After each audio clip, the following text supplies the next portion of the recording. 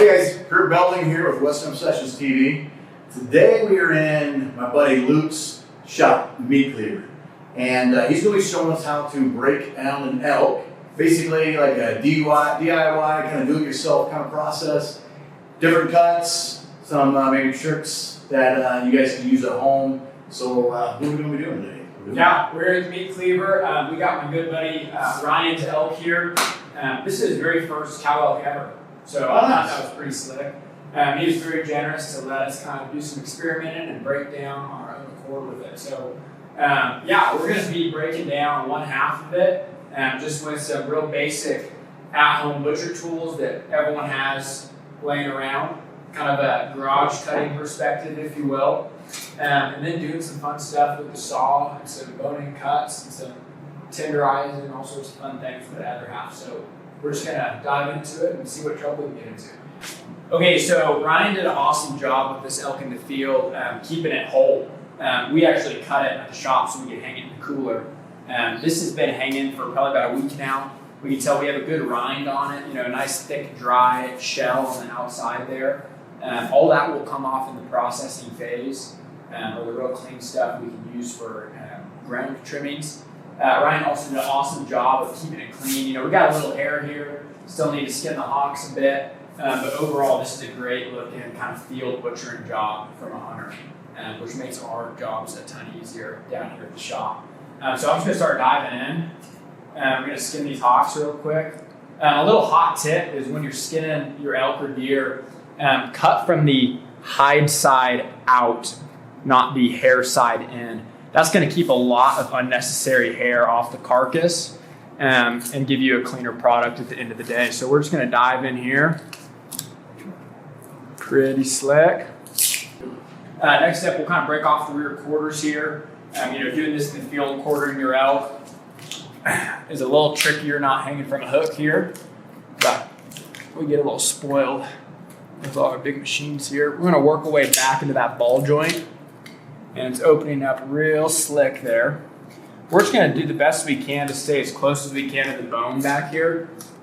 Very nice. So breaking off the hind quarter, right, we're down to the ball joint. We've done a good job following the bone back here, taking all the meat off. I think once folks hit this piece, a lot of folks go straight through and don't take off the whole sirloin there. But that sirloin actually dives back around here next to the hip bone, and we can take a lot more off than a lot of folks do in the field.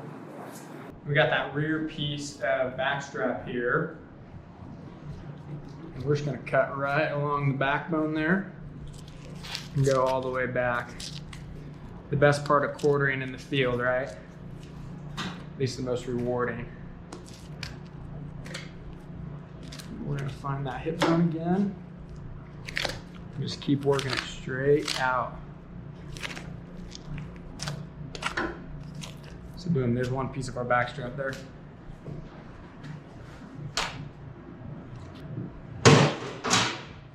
Again, this hunter did a great job in field care.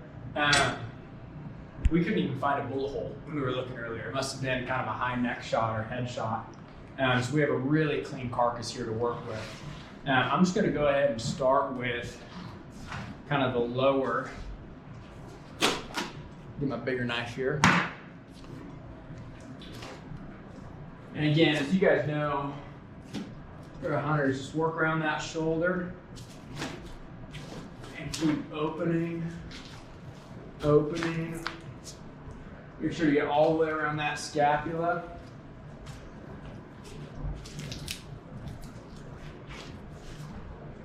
Oh yeah, elk shoulder. Working with that bigger piece of back strap on the front side here.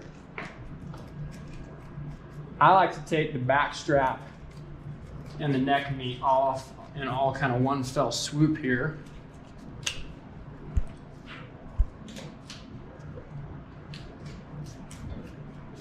Booyah, pretty clean carcass there. So that's our other piece. And we can see we still have a lot of neck meat still on this guy, right? We got the loin or the back strap, or on a beef, that would be closer to a ribeye. And then we have the cap up here that turns into that neck meat. And we'll separate these as we kind of get on the cutting table and start trimming it up a lot more. you hate for your butcher to cut you backstrap steaks made out of neck meat. All right, so Luke, Yeah. so what you did right here, you took the backstrap out along with the neck meat at the same time, right? So if you're in the field, I mean, I do this, and a lot of other guys do this. They just take the backstrap out first and then work on the neck. Yeah. Meat. Would you recommend like doing this whole thing like you just did? Well, what you can really do is take that backstrap, neck meat, and all this rib meat off in one big piece.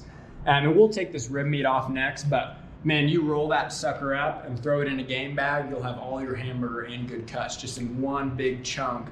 You know, you're not playing the game of taking little pieces off kind of one at a time. So I know it's a little more difficult in the field to do that, rolling over your elk and working in the snow and sliding downhill and all that. But kind of same principles apply, right? So we're just gonna start on this rib meat. Most of our clients just have us bone these ribs out and grind it. And see, I'm just raking my knife on the edge of the ribs here like this. I don't need to cut directly towards the ribs. That'll dull a knife real quick, but I'm just kind of peeling it off here. There we go. And man, this is some good hamburger. Turn all this stuff into sausage or jerky or whatever you want at home as you go. And down here, we're kind of getting into the brisket, right? So this would be considered a piece of brisket on a beef. If you guys feel real zealous, we might cut brisket off the other side of the elk, which would be fun. I mean, that's a pretty good slab of meat right there, right, Kurt? That's right. Yeah, that'll go in the grinder real nice. You know, if you want to be my favorite customer ever here at the Meat Cleaver, what I want to see you drop off in your game bags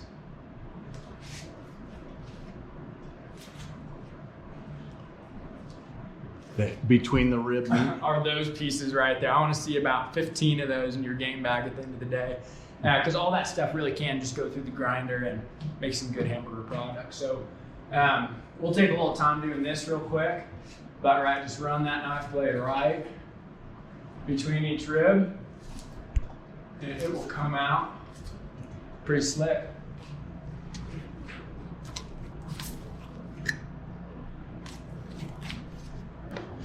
Now, Luke, have you ever made like bone-in ribs? Like you just chop the rib out, Yeah. right, and like roast it in like a crock pot or like a smoker. Absolutely. Yeah. So, you know, and that kind of goes with the difference between beef and wild game, right? We can see that this is a real lean product here. I mean, we don't have much fat on here at all, right? You know, wild game fat is kind of notorious for being a little waxier, a little thicker than a beef fat. And so it's not going to cook the same. But I mean, a lot of guys we get in here are kind of self-proclaimed grill masters, right? They like messing around with all sorts of different stuff we can cut for them. And really, like, any special request a customer have is awesome from our point of view, because that means they're involved in their food stewardship, they're curious about cooking, and they're coming here for a great product, and we can give it to them.